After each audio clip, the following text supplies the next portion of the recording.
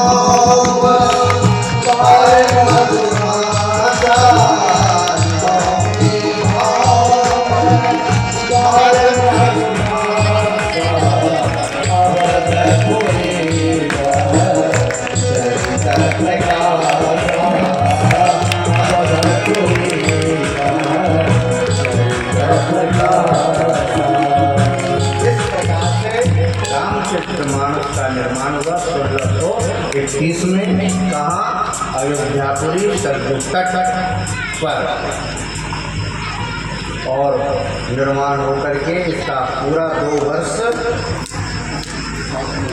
7 महीना 36 दिन 7 कांड का निर्माण हुआ।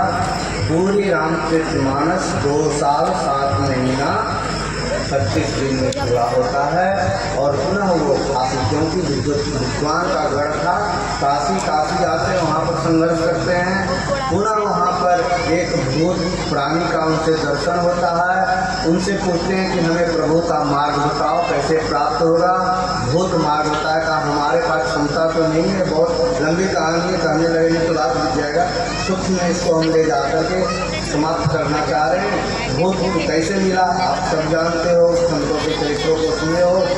भूत ने उनको कहा कि आपके कथा में एक वृद्ध महात्मा आता है, उसका नाम हनुमान है, कैसे पहचानेंगे? तो आपकी कथा में सबसे पहले आता है, इस किनारे में बैठता है, बहुत वृद्ध जैसा लगता है और कथा के अंत में जाता है।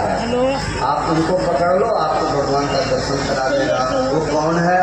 वो भूत प्राणी कहा कि हनुमान जी हैं, भगवान का भक्त हैं, आप उनको पकड़ लो, वो आपको बेड़ा पार कर देंगे। वैसे ही हनुमान जी कहेंगे चलो चित्रकूट, वहाँ पर दर्शन करवाएंगे।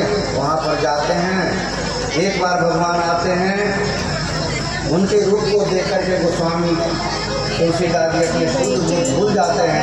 हनुमान जी आते हैं, कहते हैं दर्शन किए हो? कहीं हाँ, हमको दर्शन नहीं किए। कहीं क्या किया? अभी जो 2 बालक थे वही तो भगवान थे। कैंसी के द्वारा फिर भगवान से प्रार्थना गोस्वामी हनुमान जी करते हैं।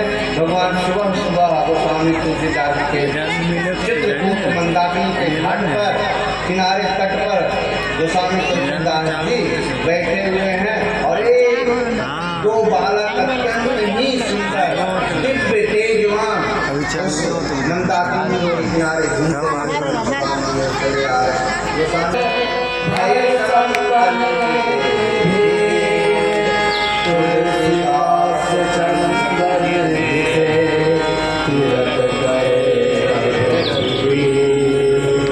तब गोस्वामी तुलसीदास जी का होश हुआ, साष्टांग दंडवत किए, प्रार्थना किए, भगवान का दर्शन हुआ। इस प्रकार से गोस्वामी तुलसीदास जी का जीवन। और हम लोग थोड़ा सा संघर्ष में अपने आराध्य को भूल जाते हैं। जीवन संघर्ष में है। संत हृदय नवनीत समाना, कहे कभी पर कहे न जाना। संतों का व्याख्या अनंत है, जिसको भेद ले जाया है।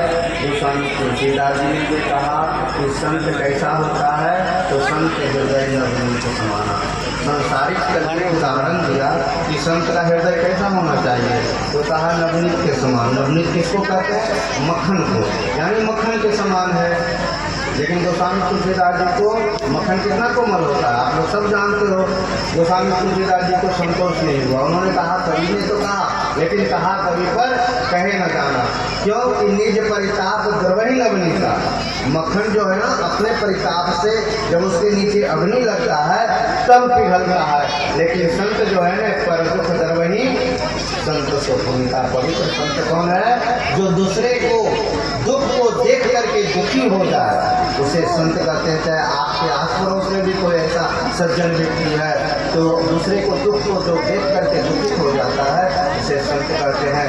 ऐसे संत यदि आपके पास मिले तो उसके चरणों को मत छोड़ना, आपका जीवन मंगलमय हो जाएगा। बाकी तुम भी स्वार्थी, संत भेष रुचि भी स्वार्थी। ये दुनिया ठग का मेला है, तुम उसको ठग लो, चाहे संत भेष धारण करके तुम ठगा जाओ। रावण भी संत रूप धारण करके सीता को हरण किया था। इसको भी याद रखना। इसी के साथ मैं अपने को